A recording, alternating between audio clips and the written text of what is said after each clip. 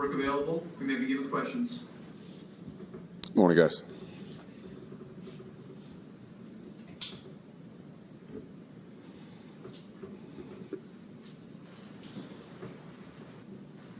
Start with, I guess we could talk about injuries if we have no questions. Irv and Morgan Moses, no information yet. Still getting some scans, and later today should have more information regarding both of them.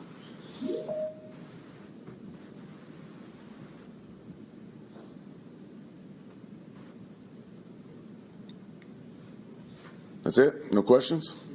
Jeff, just what was it like, with the team today and going through this and having the playoffs officially taken away from you? What's the mood like in the building today, I guess? Yeah, so what I did with the players was gave them an opportunity to come in, get their lift, get their regen. Obviously, the injured guys had to come in, but they're doing more meetings on their own with their position groups as opposed to doing a function as a full team. I thought it was an opportunity to just take a second to just reset, because there is some real frustration, obviously, on both sides of this, from coaching, playing, the whole thing,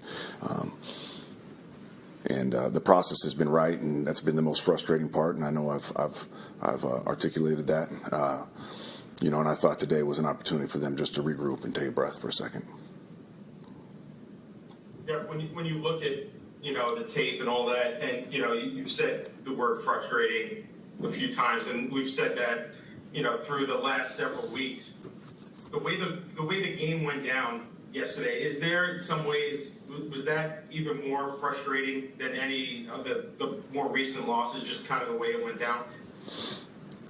I would have said more frustrating, but probably equally frustrating.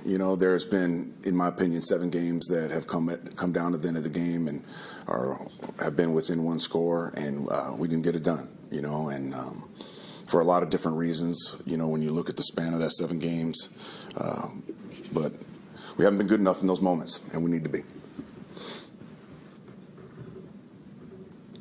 Jeff, how do you, your staff, and the players keep your focus and concentration over these final 4 games? The tape that we put out for this final 4 games and the tape that we put out always, regardless of circumstance, I know I said this and I'll say it again, there is no context to tape. There is none. So the tape that you put on is you. It's every player in this organization. It's every coach in this organization. So that in itself keeps you motivated. You are demonstrating who you are every day when that tape goes on, and you got to put your best foot forward, because ultimately no one cares what your record was. Nobody cares what the score of the game was. When we get evaluated as players and coaches, the tape is all that matters. So we got to keep it going. Brett, can you speak about how the young backs acquitted themselves in the lineup yesterday, Isaiah and Braylon? Yeah, being in this league a long time, I don't think I've seen 2 young rookies at the same position, especially, have such a mature approach. These kids both have amazing careers ahead of them, and it's so exciting for them to get these opportunities early in their careers. Both guys super mature, already at a young age, really understand what a process needs to look like. Obviously, they'll refine that and grow that as they go, but so far ahead of most rookies, and the play is demonstrating that. So excited about their future, both of them. With the fact that you guys are now officially eliminated from the playoff hunt, does that change the approach as far as personnel with you, or just kind of how you plan the last few games here with the players and who you put out there? I think at the end of the day, we got to put the best unit out there that gives us the best opportunity to win. And I think every player and every coach will appreciate that. I think sometimes when you start playing with the roster a lot, especially at the back end of a season, that can be discouraging to some players. So we got to make sure we put the best group out there to win. After taking a closer look with Aaron, what did you think of his performance overall yesterday? I thought it was his best performance of the year. I thought he did a very good job, and obviously the statistics would support that. Had an excellent day. I thought the offense had probably their best performance of the year. Can you talk about the way Garrett and DeMonte are complementing each other, how much stress they're putting on opposing secondaries when both of those guys are out there. Yeah, it's an absolute pain in the butt, from a defensive perspective. Like, who do you double? Who do you bracket? Who do you put your best corner on to shadow? So you got to deal with that every down with the Jets offense right now. So it provides a lot of problems, and you saw that get going yesterday a bit, especially with a really good corner in Ramsey and a really good scheme in what Weaver does there. So it's a problem, but we finally took advantage of it yesterday. Jeff, I know you still have another month here to go, but is there anything that you've taken away from your time as the interim head coach that you think can help you in your career, in your future? Should you get another chance at this job? Yeah, I think so. I think it helps. Interim head coach, assistant coach, doesn't really matter. Just these are all amazing learning moments for everybody concerned. So it's I'll take a lot from this. I will. Learned a lot about coaching, but learned a lot about myself as well. And got a lot to learn with the remaining 4 games that we have. What did you learn about yourself? That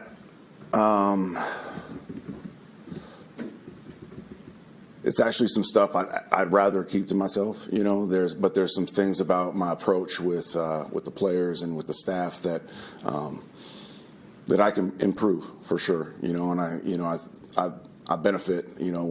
I got lots of kryptonites. Don't get me wrong, but one of my superpowers is having honesty with myself and reflecting on what I've done well and more importantly what I haven't done well. So I'll definitely reflect on all of that and grow from it for sure. Thank you.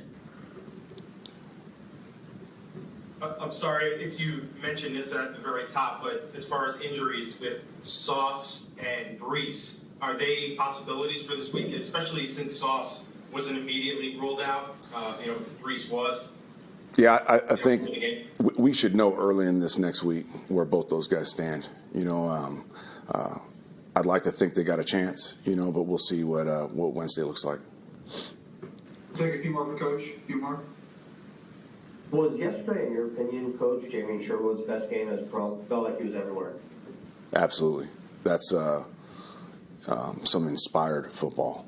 If you watch that game and you don't get inspired by the play of Jamie Sherwood, that you don't really love and appreciate this game at all. He was everywhere. I think the stat line might have said 18 tackles, whatever it was, and it felt like more than that.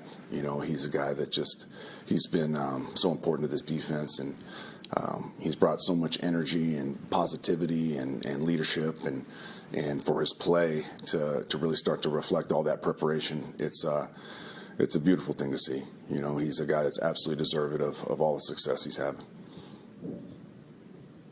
Jeff, you started out saying you wanted to give the guys some time to kind of regroup. What do you want them to, I guess, think about and come back on Wednesday with? Just a fresh approach, just for a second, get their mind off of this, because it can get suffocating, especially when the pressure gets as high as it's been, and the negativity can get real, on all of us. So an opportunity to take a deep breath, get a fresh approach, and hit this thing with a fresh approach on Wednesday and get ready for Jacksonville.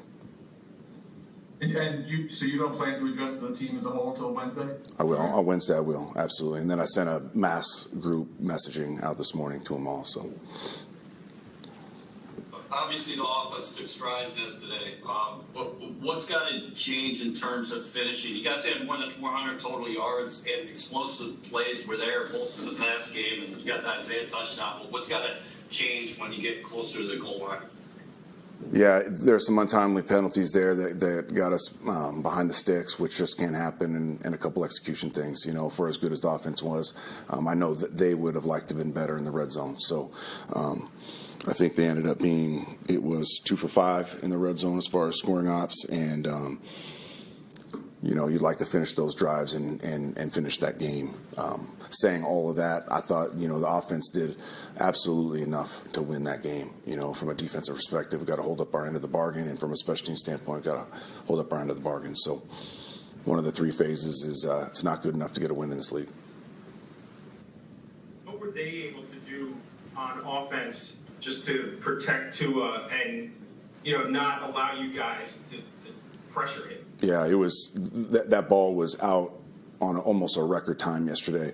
It was either quick game where his back foot hit and he was releasing the ball, or it was screen.